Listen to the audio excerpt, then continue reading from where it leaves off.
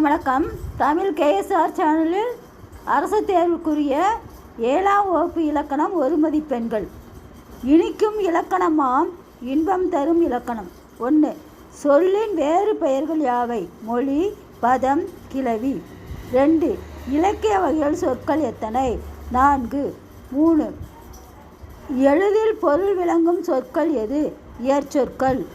இயற்சொல் எத்தனை வகைப்படும்? 4. மண், பொன் எவ்வகை சொற்கள்? பெயர் இயற்சொல். இயற்சொல்லின் 4 வகைகள் யாவை? பெயர், வினை, இடை, உரி. அதாவது பெயர் இயற்சொல், வினை இடைச்சொல், இடை இயற்சொல், உரி இயற்சொல் என்று 4 வகைப்படும். கற்றோர்க்கு மட்டும் விளங்கும் சொல் எது? திரிசொல். திரிசொல்லின் வகைகள் யாவை? 2.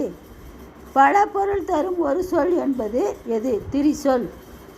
பிற மொழியிலிருந்து தமிழில் வழங்கும் சொல் எது? திசைச்சொல். வடமொழியிலிருந்து தமிழில் வழங்கும் சொல் எது? வடசொல்.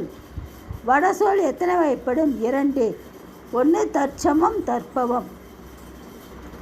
வடமொழியை அழைக்கும் வேறு பெயர் எது? சமஸ்கிருதம். குங்குமம், கமலம் எவ்வகை சொற்கள்? வடசொல். அடுத்தது 15 பொறுத்துக. இதில் உங்களுக்கு உண்டான விடையை நேரான விடையவே கொடுத்துருக்கு. அதில் உங்களுக்கு வினாவில் கேட்கும் பொழுது விடைகள் மாற்றி மாற்றி கொடுத்துருப்பாங்க. இதில் நான் நேரான விடைகளை கொடுத்துருக்கேன். இயற்சொல் சோறு, திரிசொல் அழுவம், திசைச்சொல் பெற்றம், வடசொல் இரத்தம். அடுத்து 16. தனக்குரிய ஓசையில் குறைந்து ஒலிக்கும் உகரம் எது? குற்றியலுகரம். 17. குற்றியலுகரம் பிரித்து எழுதுக. குறுமை கூட்டல் இயல் கூட்டல் உகரம். 18. ஓசை குறையாமல் முழுமையாக ஒலிப்பது எது? முற்றியலுகரம். 19. குற்றியலுகரம் எத்தனை வகைப்படும்? 6. ஈரெழுத்து சொற்களாக மட்டும் அமையும் எது? நெடில் தொடர் குற்றியலுகரம்.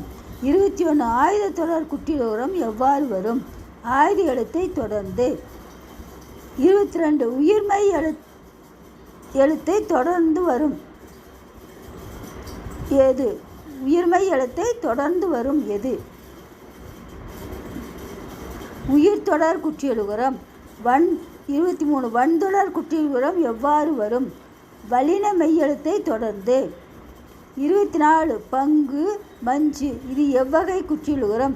மென்தொடர் குற்றியலுகரம். 25. இ, இர், இல், இவ், இல், இல் மெய்யெழுத்துக்களை